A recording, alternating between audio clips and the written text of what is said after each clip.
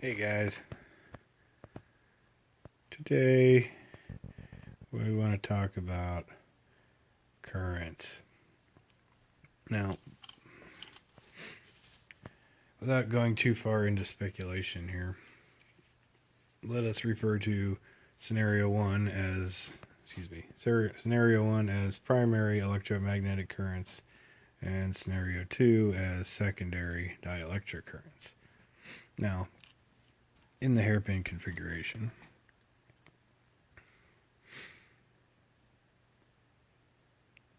call it back EMF, longitudinal energy, what have you. A strange situation exists in this configuration that does not exist in the standard configuration. Now, in most cases, any high voltage source charging whatever size capacitance, even with a spark gap and the EM radiation from that and from your primary, secondary setup and everything, the RF ground, none of these points will leak or radiate energy when hooked directly to an earth rod. At any point in these are all different configurations that I've tried, so not all at the same time, but at any point, none of these I can't take a light bulb and touch it to these wires, either the two ground rods or this wire grounded, and get any illumination out of the bulb or get any visible arc from the wire. However, once the configuration changes to having two condensers in series with the primary coil, something different happens on this side of the circuit. Now, we know from other hairpin tests that a load can be taken across the output of this coil at any varying point therein for the ability to vary what might be called dielectric induction.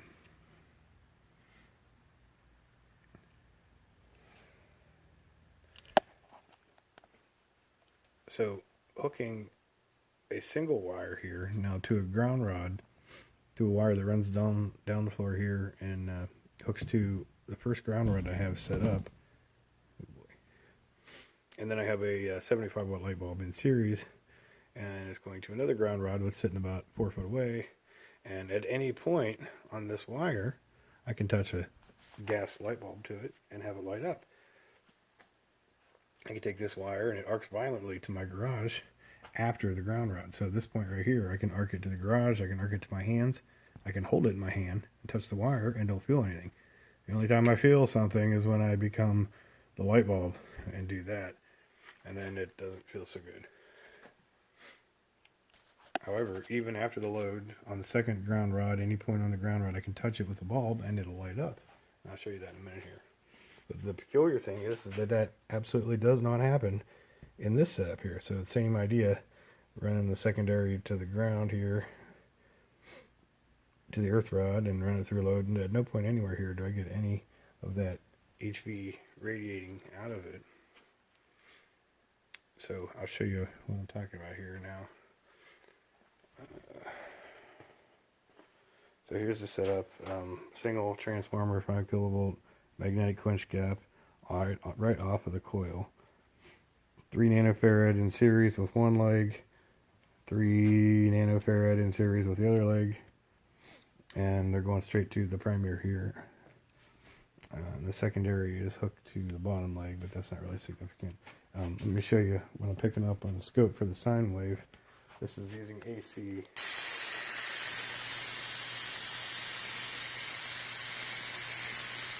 So as you can see, we see almost the 60 hertz sine wave, which may just be from the primary section here radiating. But all these impulses occur at the peaks and the valleys, or the nodes of the sine wave.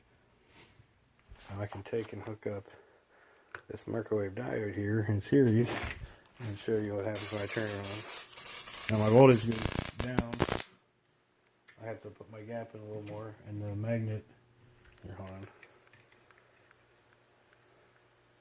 The magnet helps a lot with keeping the signal, even the gap wire. So now what you can see is that they're all positive spikes, and they're gated. So I can bring it closer. So I can almost vary the impulses per gate by getting the spark gap to higher capacitance. So I'm going to turn it off and I'm going to switch. Yeah, still charged. Switch the thing around and we'll look at it and we see all negative spikes. So I've created a direct reversal.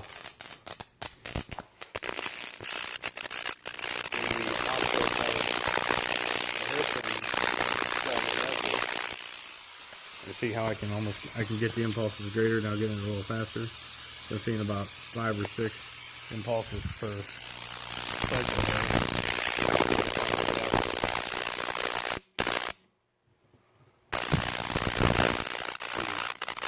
Okay, let me put back where we're at and then I'll go outside and look at the light bulb here. Hold on 1 minute.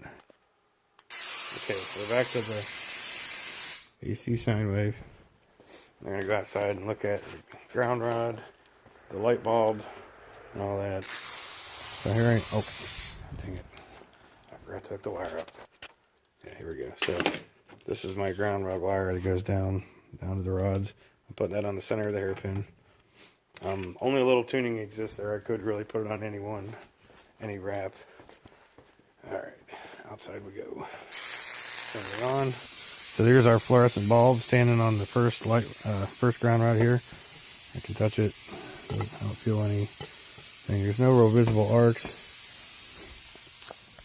Here is the 75 watt incandescent bulb. As you can see, it's perhaps 5% lit. Let me see the lights back up. And here's the other ground rod that you can't really see, but the wire is going to it, and it's right here. I can touch it. I don't get not getting shocked at all from that, but I can take the light now and touch it to here. Gonna make a liar out of me. I can touch it to that wire there. I can touch it to this side of the load. Seems to have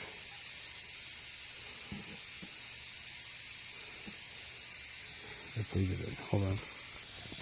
Okay, we're back. So if I unhook the load, shit, too many fingers here.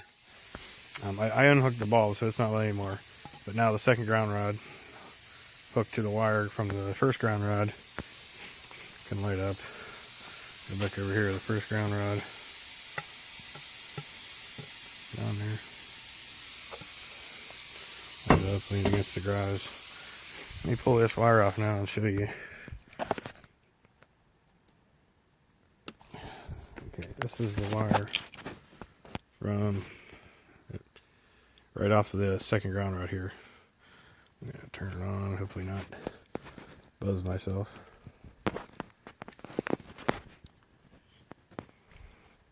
Okay, so see the light's still lit.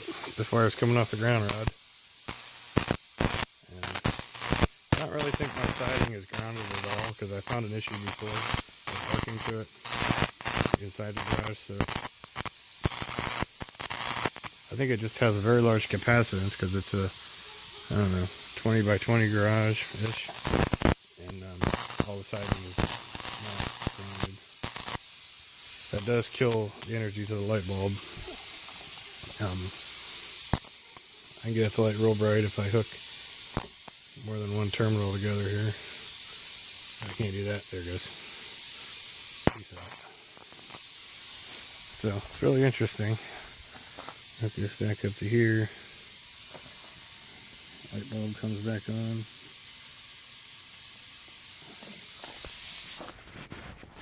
And we're out of time.